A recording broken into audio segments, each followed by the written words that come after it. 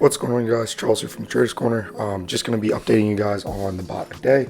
So recently told you guys that I was going to start running a strategy live. That was basically a pairs trading idea. That being said, I started running it and realized that the risk to reward on it was very, very large. And so I took that down and started to try to change the risk to reward up. It did not go well in terms of trading jump to risk to reward.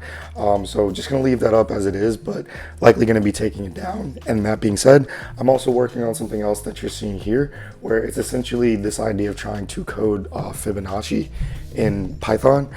It's something that I found on the internet, and it didn't really work in Quant Connect the way that I thought it was going to work in terms of the way that I tried to set it up. I'm going to try to see if I can do that a little bit differently going forward. But then also you'll see in this video me also working on this idea of another idea of like an options arbitrage idea.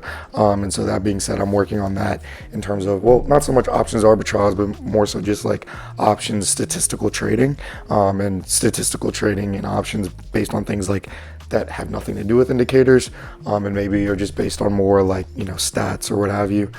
Also here you can see me doing some just basic analysis and everything like that as I was doing it for the day, because I still do like discretionarily trade and everything like that as well.